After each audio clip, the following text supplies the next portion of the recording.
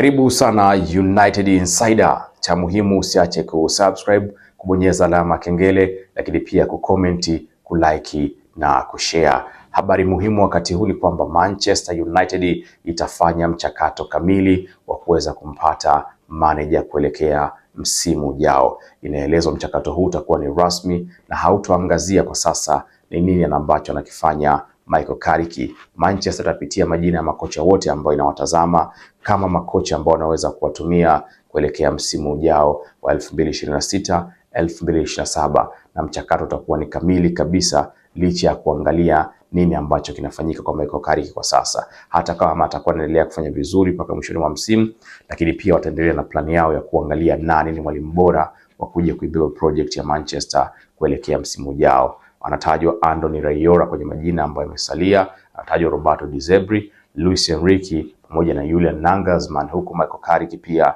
akiendelea kuzungumzwa na vyombo vingi vya habari kwamba huenda akapata nafasi ya kuongoza Manchester kuelekea msimu ujao. Lakini taarifa nyingine ambayo imepata nafasi kubwa sana wakati huu ama siku ya leo, na ilianza tangu jana usiku, ni kwamba Manchester wamefanya mazungumzo ya awali na wakala wa mchezaji Matheus Mane kutoka Wolverhampton Wanderers. Licha ya klabu yake kutoka kufanya vizuri, lakini bwana mdogo huyu amekuwa na wakati bora, hivyo Manchester inamwangazia na wakianza kuzungumza na wakala wake, na wakitazama kwamba huenda Jadon Maliki Sancho na Marcus Rashford wakawa wanaachana nao moja kwa moja, hivyo wanamuona Matheus Mane kama mtu sahihi, na ikielezwa bwana mdogo yuko tayari kuweza kuondoka mwishoni mwa msimu.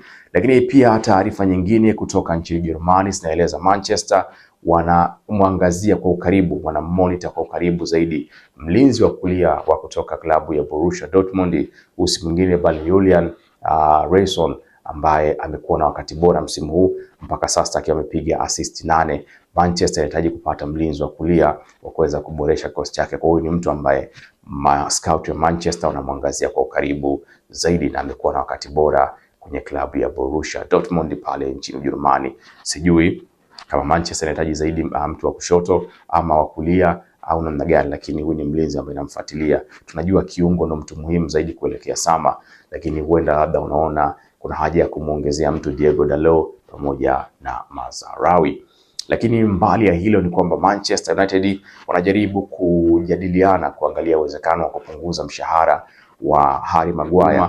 Manchester wanataka kupunguza ili angalau kuweza kumuongezea mkataba mpya, na tayari kambi ya Harry Maguire ilikuwa tayari kupunguza mshahara ili Harry Maguire aweze kuongeza mkataba kwa angalau mwaka mmoja. Mkataba wa sasa wa Harry Maguire utakuwa unafika mwishoni Juni 30 pale ambapo mkataba wake utakuwa unamalizika. Hivyo Manchester wanataka kupunguza kumlipa mshahara mkubwa aweze kusalia, huku kambi ya Maguire pia ikionekana wako tayari. So hili inawezekana ni jambo la kusubiri na huenda likamalizika muda si mrefu.